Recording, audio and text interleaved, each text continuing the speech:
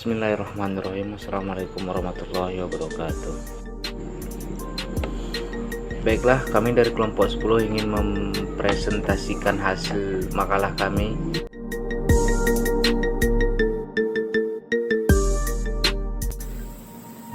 Saya akan menjelaskan pengertian dari karangan ilmiah. Karya tulis ilmiah adalah suatu tulisan yang membahas suatu permasalahan. Pembahasan itu dilakukan berdasarkan penyelidikan, pengamatan, pengumpulan data yang diperoleh melalui suatu penelitian. Karya tulis ilmiah melalui penelitian ini menggunakan metode ilmiah yang sistematis untuk memperoleh jawaban secara ilmiah terhadap permasalahan yang diteliti. Untuk memperjelas jawaban ilmiah berdasarkan penelitian, penulisan karya tulis ilmiah hanya dapat dilakukan sesudah timbul suatu permasalahan yang kemudian dibahas melalui penelitian dan kesimpulan dan penelitian tersebut.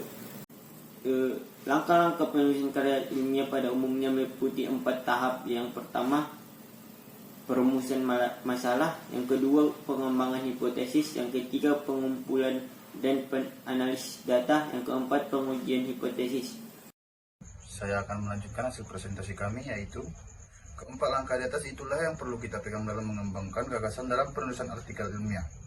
Namun demikian, hal yang perlu juga diperhatikan ialah bahwa susunan dan sistematikanya tidak harus eksplisit.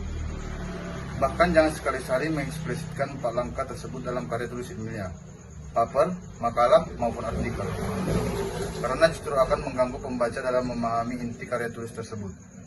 Masing-masing langkah tidak perlu dirumuskan dan dibuat sebagai subbahasan. Susunlah sistematika artikel selugas mungkin. Namun, dari sistematika itu, yang penting kita harus memiliki dan melakukan 4 langkah itu secara implisit, entah pada pokok pembahasan mana saja, asalkan masih logis dilihat dari kronologisnya. Tujuan pembuatan karya ilmiah. Tujuan pembuatan karangan ilmiah ialah membuktikan pengetahuan dan potensi ilmiah yang dimiliki oleh siswa dalam menghadapi dan mencengahkan masalah dalam bentuk karya ilmiah yang bersangkutan. Setelah mendapat pengetahuan, melatih keterampilan dasar untuk melakukan penelitiannya. Dalam penulisan karya ilmiah terdapat teknik penulisan yang diterapkan, yaitu spasi atau jarak penulisan, kemudian ukuran margin atau batas tepi, penomoran halaman, bentuk kalimat, penulisan kata pengantar, kemudian penulisan abstraks, dan penulisan daftar isi. Manfaat mempelajari teknik penulisan ilmiah. Yang pertama, kita dapat mengetahui dan memahami pengertian dari karya ilmiah.